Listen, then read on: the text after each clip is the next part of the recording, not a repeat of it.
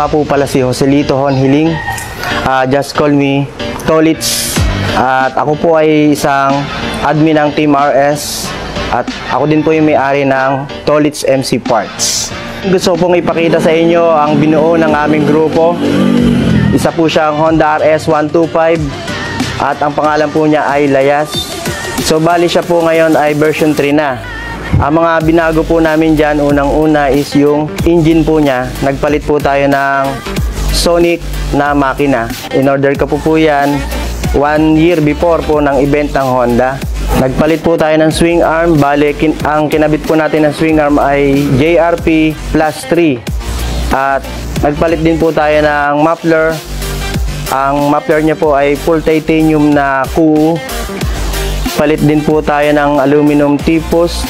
Siya po ay originally from Rider 150 na kinonvert po natin sa RS 125. Bali alloy po siya. Minatin siya pa po natin para makabit siya doon. Nagpalit din po tayo ng brake master, transformer, at saka ng rotor disc. Buta rotor disc. Bale, yung transformer po natin na master is Brembo din po. Ang rim po namin ginamit ay SPS from Thailand at gumamit din po tayo ng hub na Lighten po, Yasaki po. Nagpalit din po tayo ng ating tire, Eat My Dust po, ang brand niya. Bali, ang size po niya ay 60-80 sa likodan at saka 45-90 sa harapan. Gumamit din po tayo ng carburetor na pitch bike, flat slide. Bali, 30mm po yung size niya. Bali, ang kinabit po natin na radiator is aluminum radiator. Water coolant na rin po siya, hindi siya katulad ng iba na oil cooler. Nagpalit po tayo ng sprocket set na 45-90 yung nipis niya at yung haba po niya ay 130L.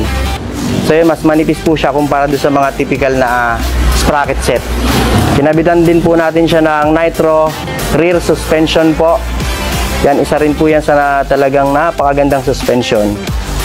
Nagpalit din po tayo ng quick throttle na CNC type. So yun, at saka yung ating mga switches, mas manipis po siya gaya po ng Koso. Switch po siya sa kaliwa. Sa upuan naman po, gumamit tayo ng super flat na JRP limited edition na kulay blue. So yun, bali sa kaha niya po, original po Honda yung kanyang kaha. Pinalitan lang po natin ng decals na nice kasi wala namang nice sa Pilipinas at sa Thailand pa po galing yung decals niya. Bali yung kanyang taillight po, originally from XRM 110. Mas rare po siya at mas mahal po siya sa mga typical na taillight ng XRM 125. At yun, gumamit po tayo ng front shock ng Wave 125. So bali, brand niya po is JRP din. At saka nag-extension po tayo sa taas para mas sumaba po siya at sumakto po sa ating T-post.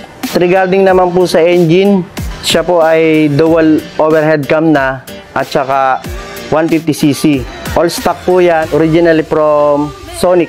Bali sa pagbuo po nito, nahirapan kami sa paghagilap ng mga bolts kasi CNC po yung ginamit natin bolts at kailangan saktong-sakto siya dun sa paglalagyan para hindi siya magmukhang pinilit lang na ikabit.